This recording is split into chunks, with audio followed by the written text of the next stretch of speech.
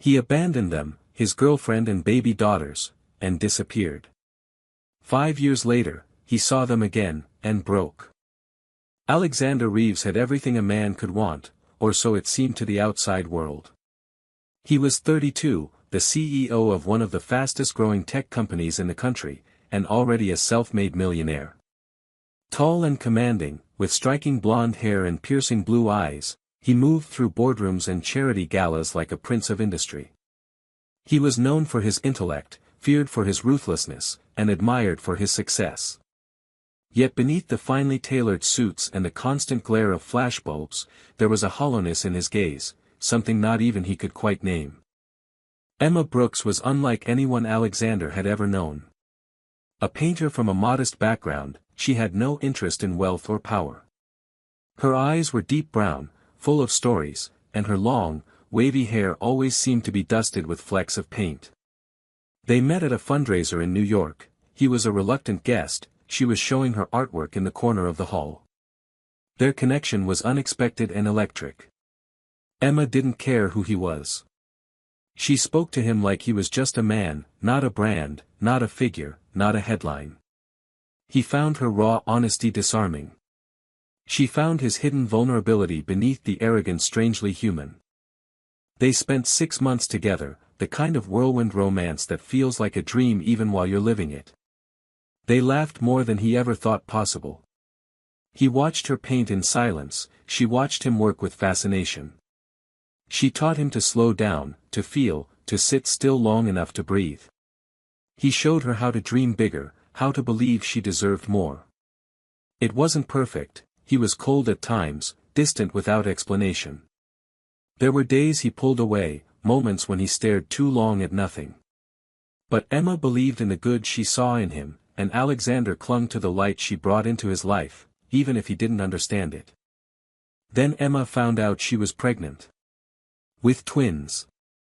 She was terrified and overjoyed all at once. When she told Alexander, his reaction was like a thunderclap in the middle of a clear sky. He stared at her as if she had betrayed him, as if she had shattered something sacred. He didn't raise his voice. He didn't curse or accuse. He just went silent. Completely, terrifyingly silent. For the next few weeks, he drifted further away. He missed doctor's appointments. He stopped returning her texts. When the girls, Sophia and Lily, were born, he came to the hospital only once. He held them for a moment, said they were beautiful, and left without saying goodbye. When the twins were 4 months old, he vanished entirely. One day he was there, distant but present, and the next, he was gone. No calls. No support. No explanation. Emma searched for him, even drove to his company once, only to be turned away at the front desk like a stranger. A few weeks later, a lawyer contacted her on his behalf with a single message: there will be no involvement. No further contact. Along with the message came a lump sum of money, sent as if it could buy her silence, as if it could erase their story. Emma never touched the money. She packed away every photo of him, every reminder, and focused on surviving. Alexander Reeves disappeared from their lives like a ghost, leaving behind 2 tiny girls who would never know their father and a woman who had trusted a man who turned out to be colder than winter. The early days after Alexander's disappearance were the hardest of Emma's life. At 26, she found herself alone in a 1-bedroom apartment with 2 newborns and no job, no savings, and no family to lean on. Her parents had died in a car accident when she was 19, and she had no siblings. What little support system she had was made up of fellow artists and a few acquaintances, none of whom could do more than offer sympathy and the occasional babysitting favor. Her world had shrunk to the cries of 2 tiny girls who needed more than she knew how to give. There were nights when she sat on the bathroom floor, the door closed, a towel stuffed under the crack to muffle the sound of her sobbing so she wouldn't wake the babies.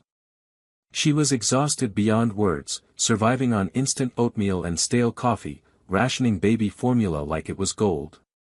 Her hands were cracked from constant cleaning, her back ached from lifting and holding both girls, and her eyes, once filled with life and color, were dulled by sleepless nights and silent tears.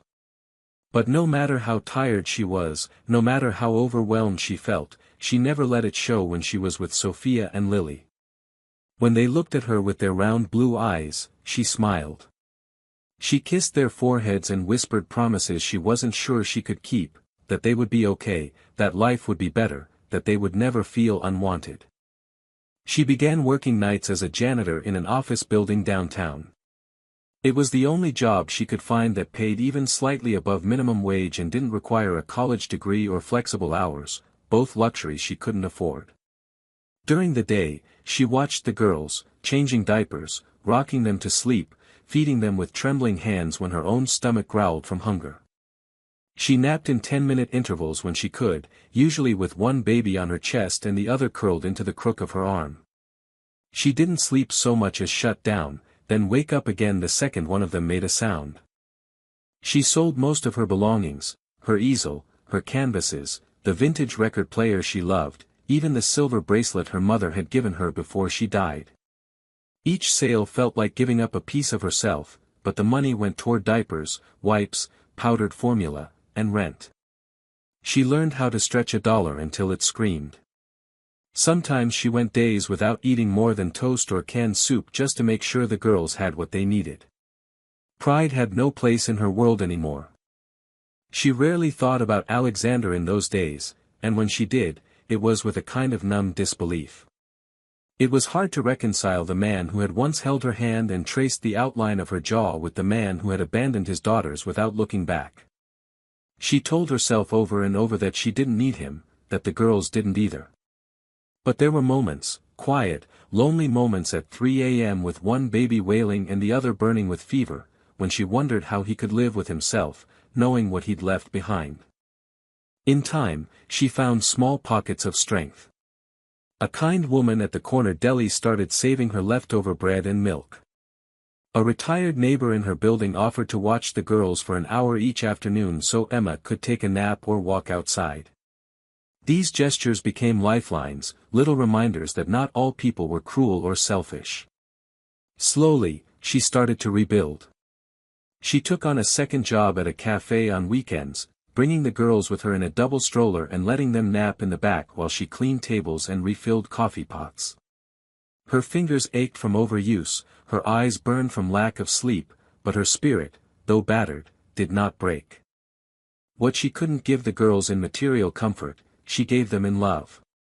She read to them constantly, even when they were too young to understand the words.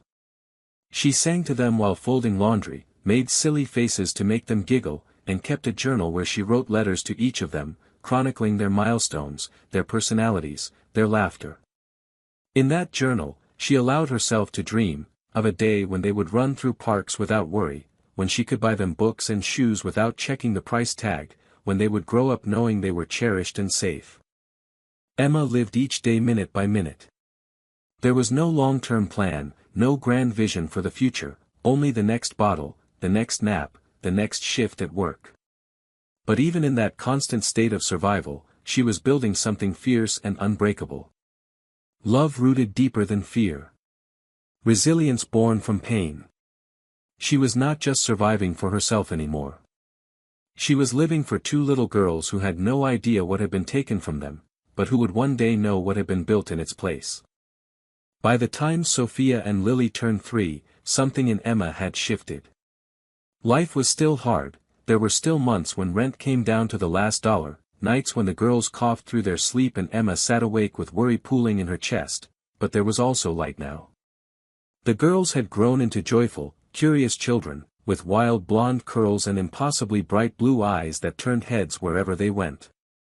They were inseparable, speaking in a shared language of laughter and small secrets, finishing each other's sentences before they were fully formed. Emma watched them with awe, always with a trace of disbelief that these perfect little people had come from her.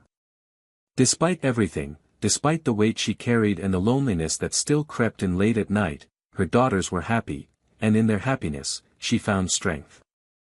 One Saturday afternoon in early spring, Emma took the girls to a local street fair. It had been a last-minute decision, a spontaneous break from their usual routine of work, errands, and quiet evenings at home. The streets were lined with stalls selling handmade goods, food trucks with the smell of funnel cake and roasted corn drifting through the air, and performers juggling or painting faces. Emma had scraped together enough to buy the girls matching white dresses a few weeks earlier at a thrift store, and that morning she'd carefully washed and ironed them. She didn't know why she did it. Maybe it was just a small act of hope, a declaration that her daughters deserved beauty too. While the girls danced in circles to the sound of a street violinist, a local photographer who had been covering the event noticed them. He was drawn by their energy, the way they moved in perfect unison without any choreography, their golden hair catching the sunlight as they spun. Without interrupting them, he snapped a photo. It was just a moment, two sisters laughing in the middle of a crowded street, unaware of the camera or the world watching. He uploaded it to his photography blog that night, titling it, Joy. What he didn't expect was for the photo to go viral within hours. People responded with emotion, flooding the comments with words like magical, pure, and hopeful. The photo was shared across social media, featured on community pages and eventually picked up by a popular online magazine that focused on human interest stories.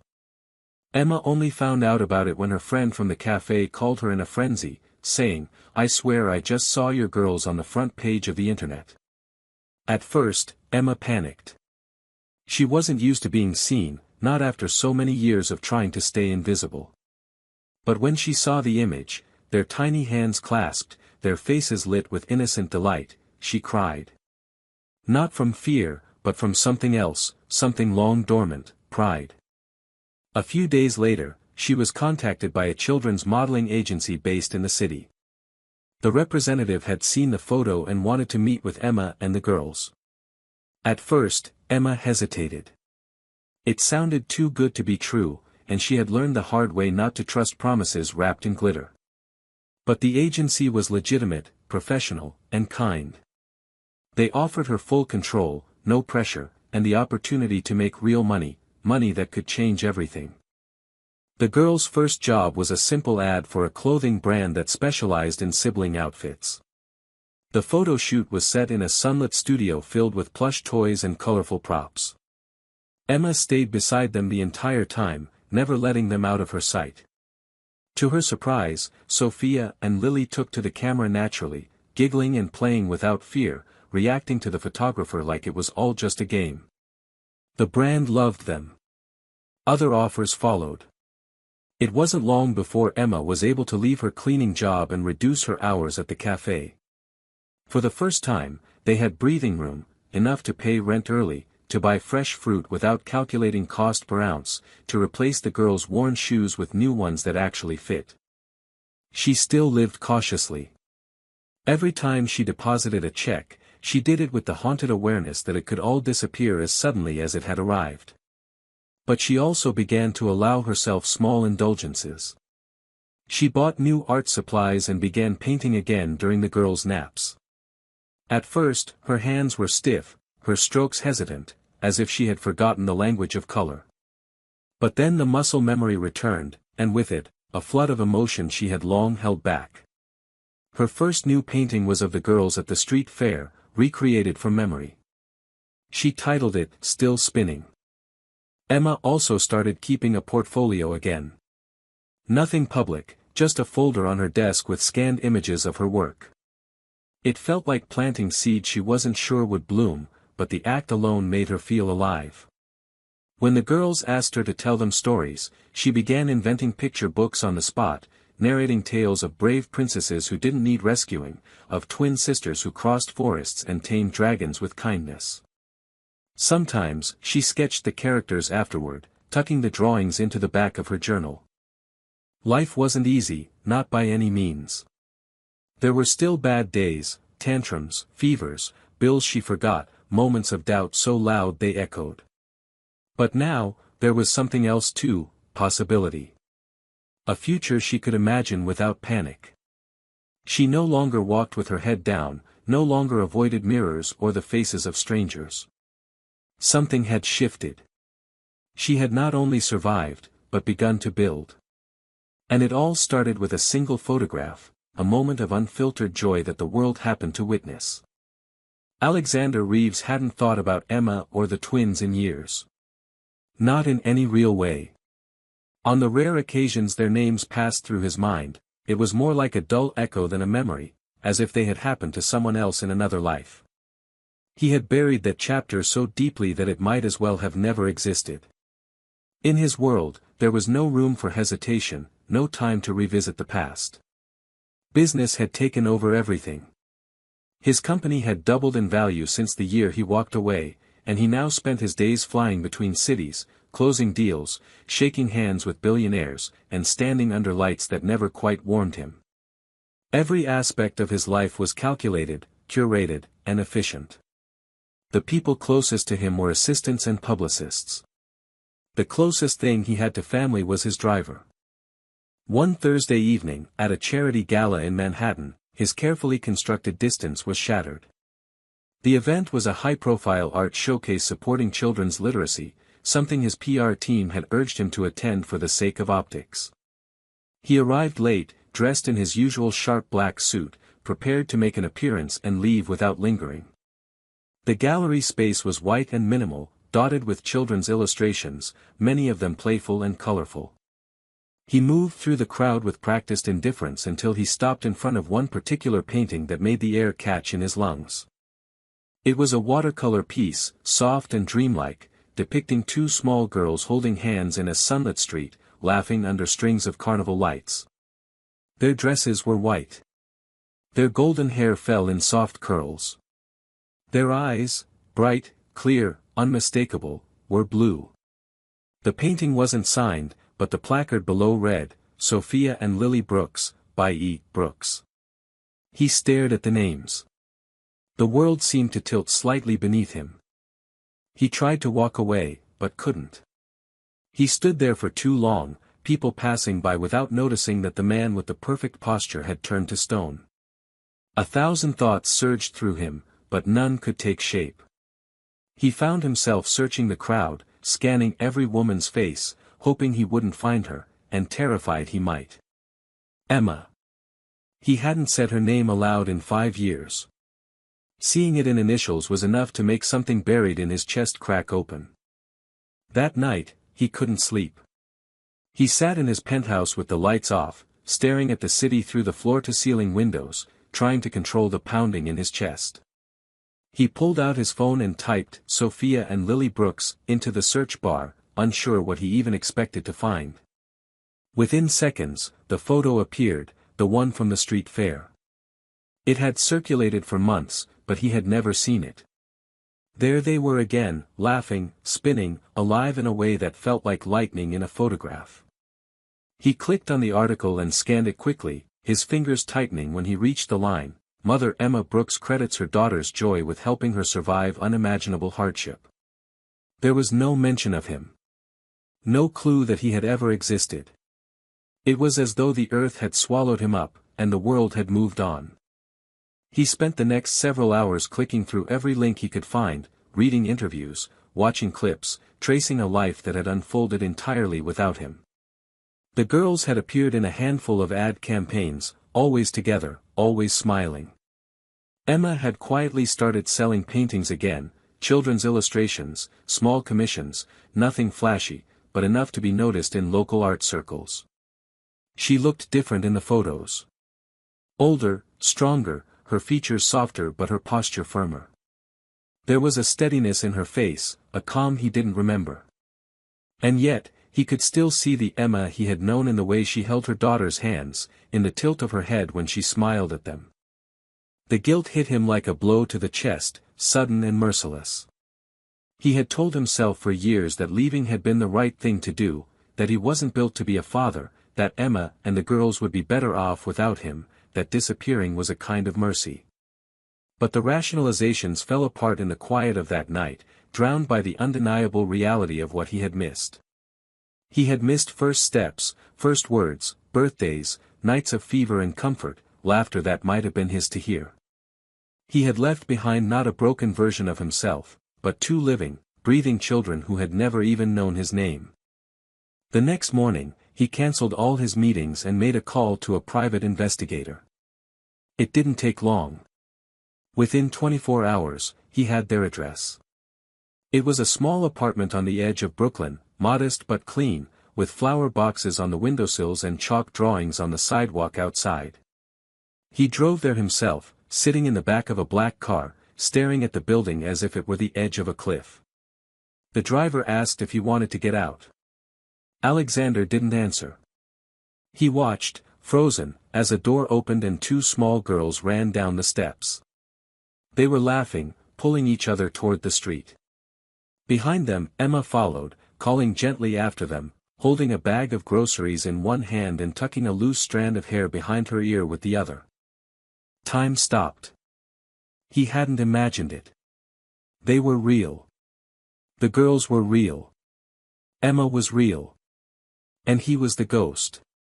He watched them disappear around the corner. He didn't get out. He didn't speak.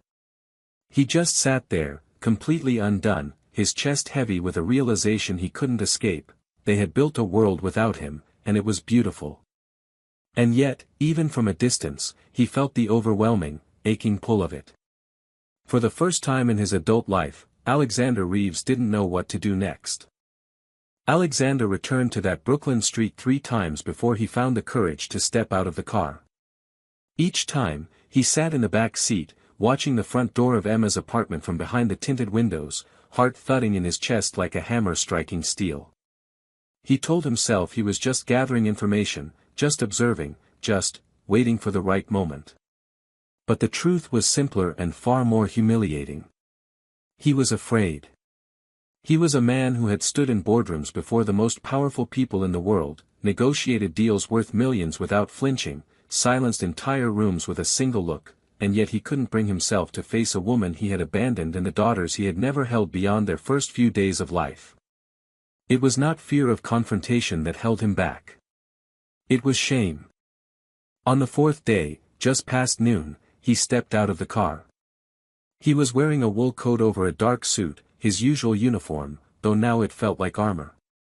In one hand, he carried a small paper bag holding 2 identical teddy bears he had chosen after pacing through a toy store for an hour. In the other, a sealed envelope containing a letter he had rewritten at least 20 times. The words still didn't feel right. There was no way to say what needed to be said, not without sounding inadequate. But he carried it anyway. The sidewalk was quiet. A few fallen leaves scraped along the pavement in the wind. His polished shoes echoed against the concrete as he walked toward the door, each step heavier than the last. He paused at the top of the steps, staring at the brass numbers on the door, willing himself to knock. His hand hovered midair, then dropped. He couldn't do it. Not like this. He turned, ready to walk away again, when the door opened behind him. Lily was the first to appear. She was smaller than he expected, wearing a pink hoodie with cartoon cats on the front and holding a small juice box. She glanced up at him with wide blue eyes that matched his exactly.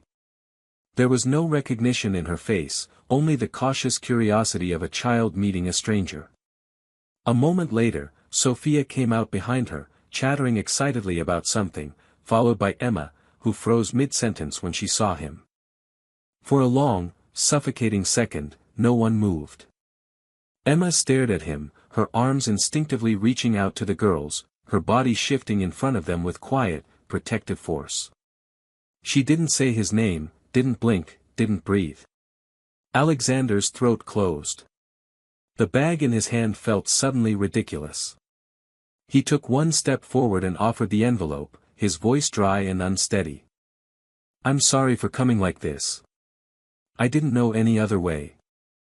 Emma's expression didn't change. She looked down at the envelope, then back at him. Her eyes weren't angry.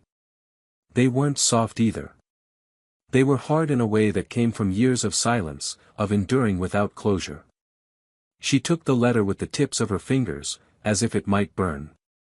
"What do you want?" she asked, her voice calm and level. Alexander swallowed. "I don't know," he said honestly.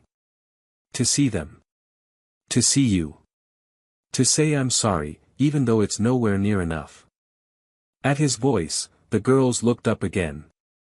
Sophia tilted her head. "Mommy, who is he?"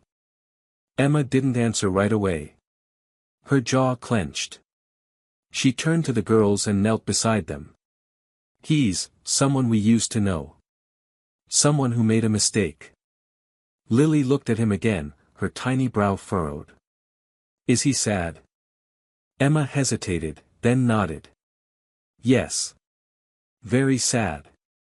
Something in Alexander broke.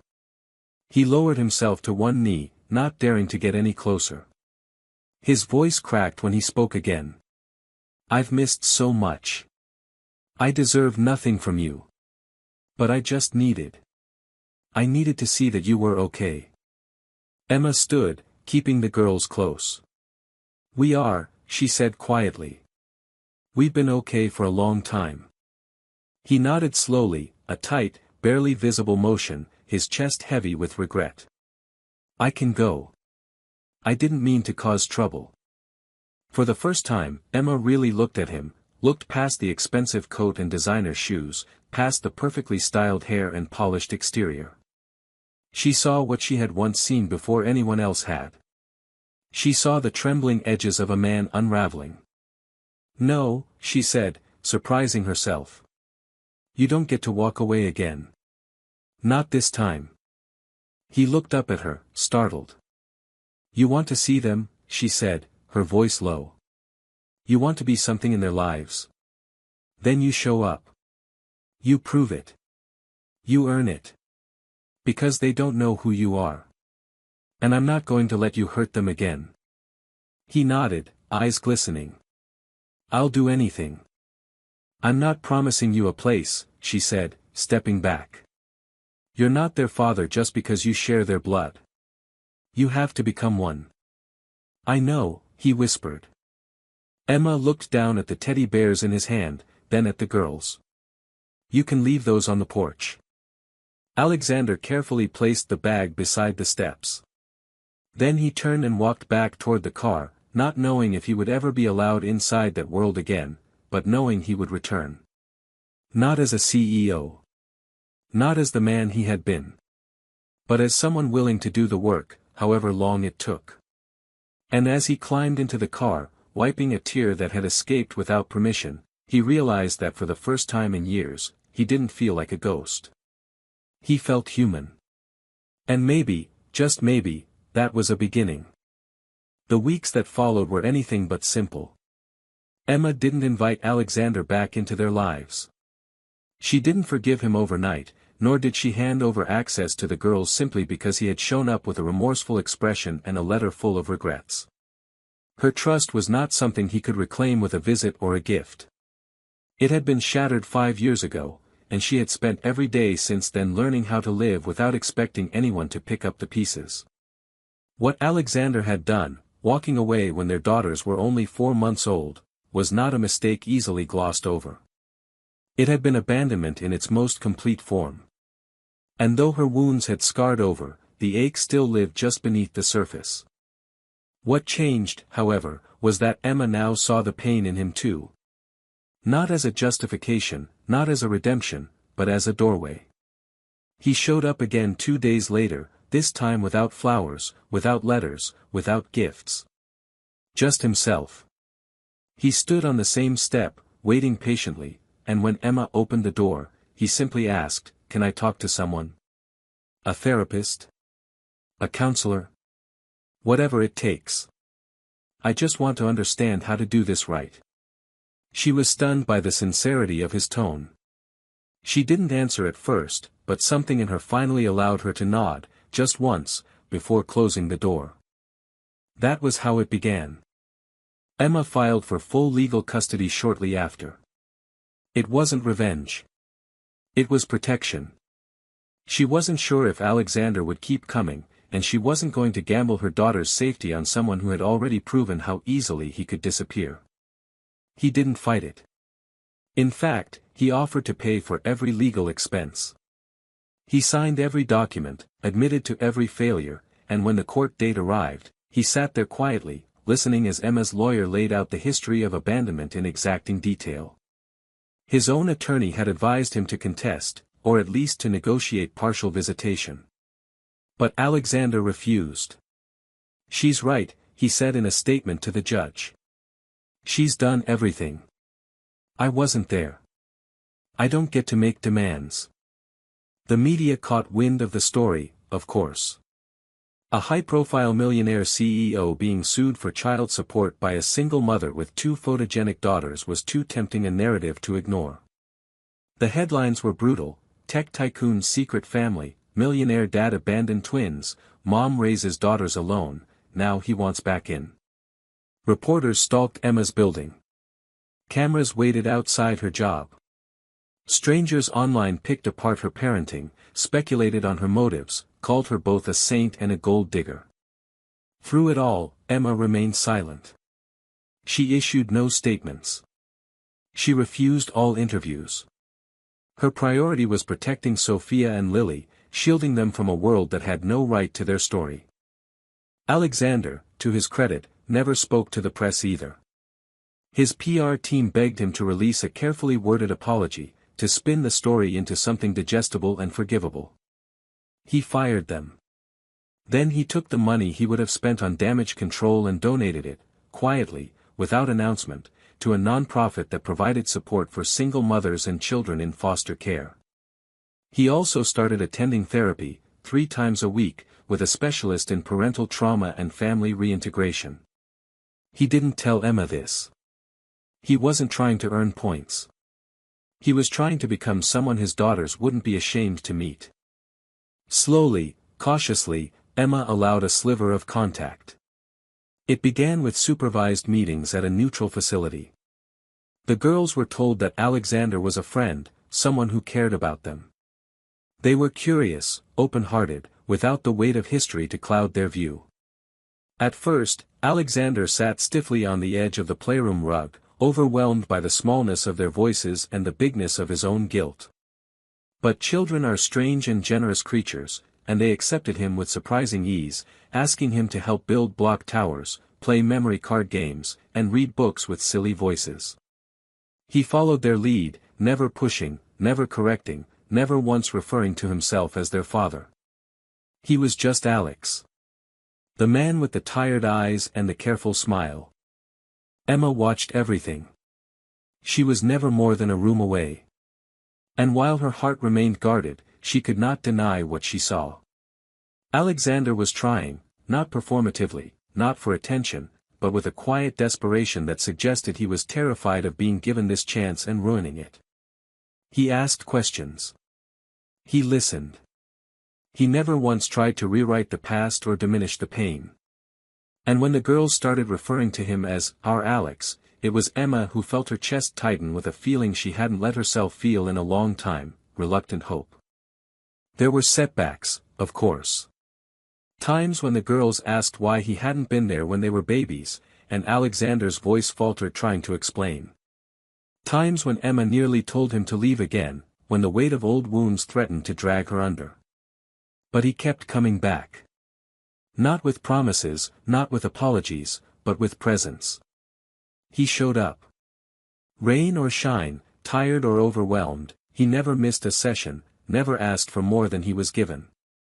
In court, he was officially granted limited visitation, contingent on continued therapy and supervised engagement. He accepted it all with the quiet dignity of a man who had lost something precious and was learning how to earn it back piece by piece. The judge noted, on record, the extraordinary growth and accountability Alexander had demonstrated, a rare thing, he said, in cases like these. For the first time in 5 years, there was no longer silence between them. There was pain, yes, and distance, and many things left unsaid. But there was also conversation. And in that fragile, unfinished space, something began to take root. Not forgiveness yet. Not trust. But the beginning of something that could one day become both. 2 years passed. They didn't fly by, and they didn't heal everything, but they passed in their slow, honest way, day by day, season by season. Alexander showed up for every visit, every birthday, every school recital, and every scraped knee he was allowed to be present for. He sat through awkward teacher-parent meetings beside Emma in tiny plastic chairs, always careful not to overstep, always grateful just to be there. He never tried to force affection, never expected the girls to call him Dad. He was just Alex, the man who made them laugh with bad jokes and always remembered their favorite colors, who took them to the bookstore every other Saturday and let them pick out one book each without checking the price tag. His love didn't come in grand gestures, but in consistency. He became, slowly and without announcement, a fixture in their world, not the center, but a strong and steady part of it.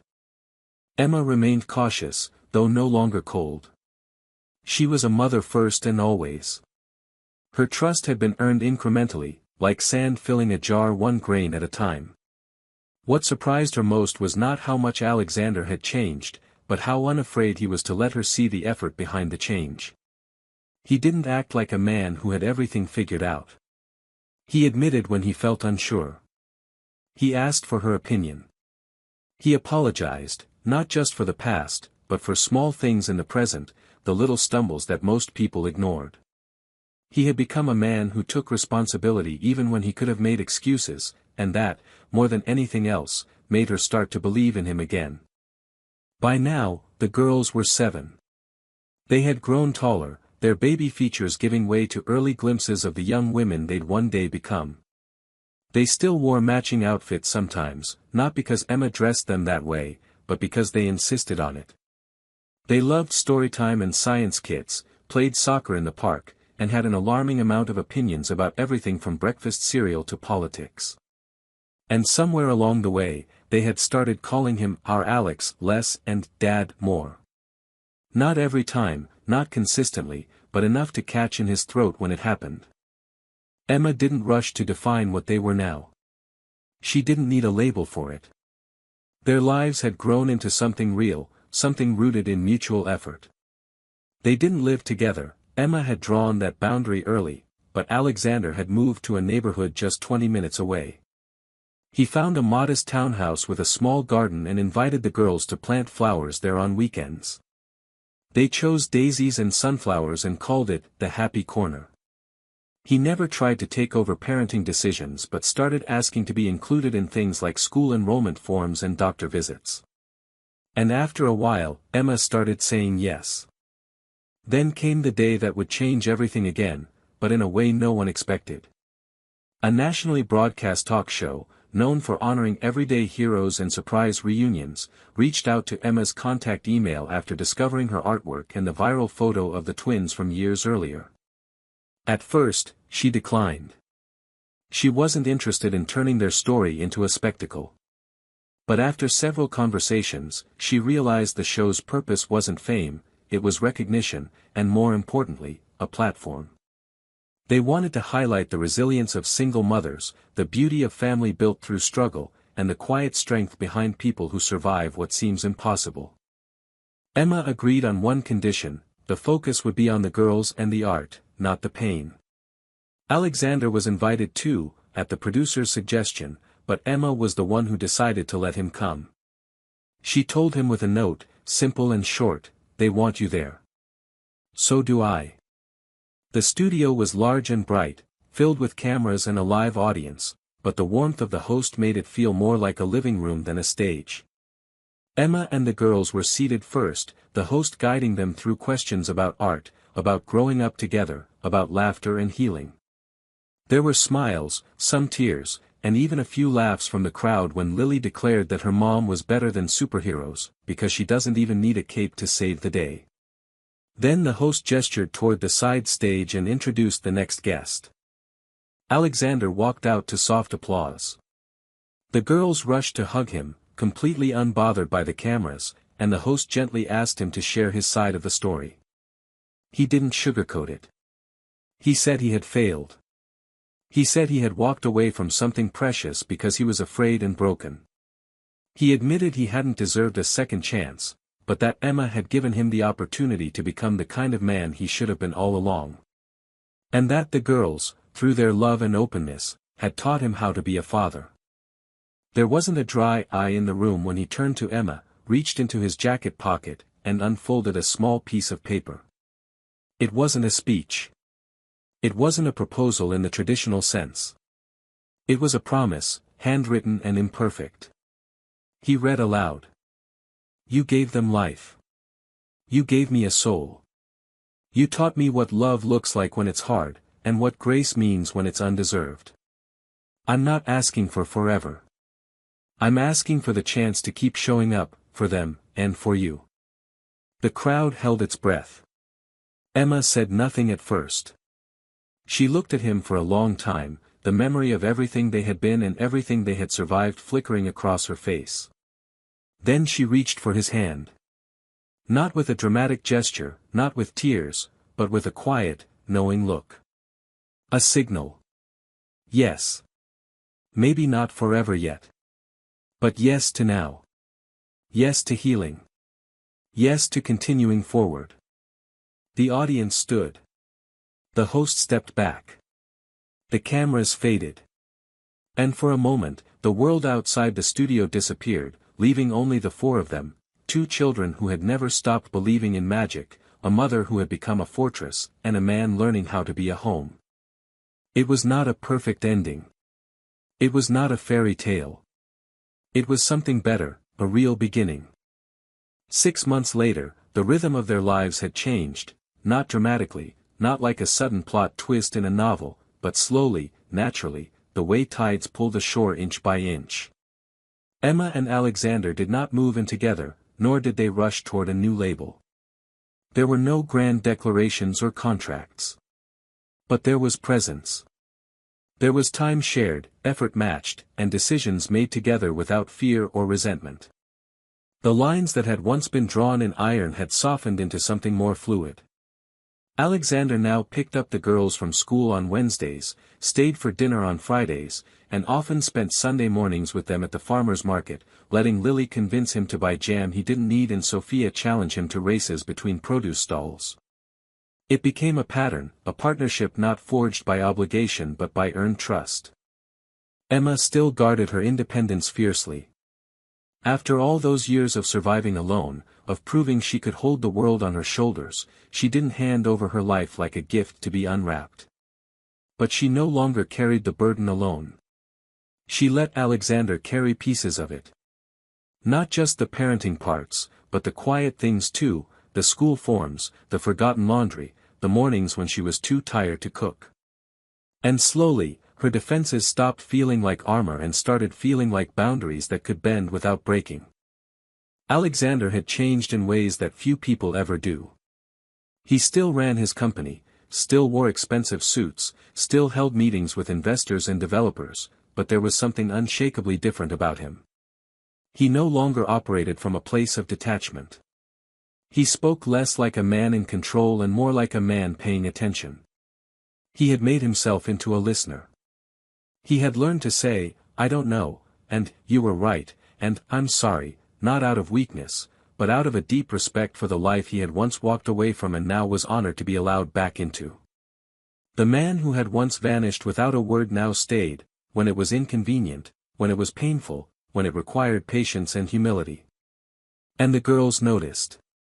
Children are always watching, even when they don't understand. Sophia began drawing pictures of their family with 4 figures instead of 3. Lily started calling him Dad in casual conversation, not asking permission, not making a ceremony of it, just claiming the word like it had always belonged. Emma continued painting. Her work had gained quiet recognition after the talk show aired. Small galleries reached out. A few publishers asked if she would consider illustrating children's books.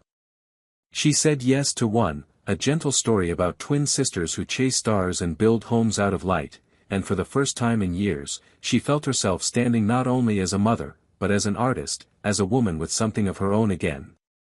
Her world was no longer defined by survival, but by creation. The girls watched her paint at the kitchen table, sometimes adding doodles in the corners, asking questions about the characters. It was not glamorous, but it was deeply alive. The apartment, once cramped and tired, felt like a place where things grew now. One afternoon, just before the school year ended, the 4 of them went to the park where the original street fair had taken place years before. The girls ran ahead, chasing one another, laughing in their matching dresses, still radiant with that same joy that had once stopped time in a single photograph. Emma and Alexander sat on a bench beneath a tree, watching them, not speaking for a while. There was no need. They were surrounded by the sounds of children's laughter, rustling leaves, and the familiar rhythm of a shared silence. Finally, Alexander turned to her and said, "I used to think love had to be earned with perfection. But you taught me it's earned with consistency. With showing up even when you're afraid." Emma looked at him, not with the fierce intensity of old anger, but with the quiet strength of someone who has outlived her own heartbreak. "Perfection was never what I wanted," she said. "Just truth. Just someone who stays when it's hard." And he had stayed. Not because he wanted to rewrite the past, but because he was ready to live the future, honestly, messily, and together. That night, as the girls fell asleep curled up against Emma on the couch, a quiet rain tapped against the windows. Alexander stood in the kitchen washing dishes, humming a tune he didn't even realize he knew. He didn't need a ceremony or a title or applause. He had a home now, not a place, but a belonging. A chance to keep showing up. And in the small, quiet way that matters most, he had finally become the man they deserved. It wasn't a fairy tale. It was better. It was real. This story isn't about redemption through romance or neat resolutions. It's about the slow, often painful work of becoming accountable for the damage we cause, and the rare courage it takes to forgive without forgetting. Alexander's transformation isn't heroic, it's human. He doesn't earn a fairy tale ending because he returns, he earns it because he chooses, again and again, to stay when it's uncomfortable, humbling, and hard. And Emma's strength lies not only in her survival but in her refusal to let bitterness define her. She protects, she builds, and eventually, she lets light back in, not because she needs saving, but because she recognizes when someone finally learns how to love the right way. The real beauty of this ending is that it doesn't promise perfection. It promises effort. And sometimes, that's the most honest and powerful kind of love there is.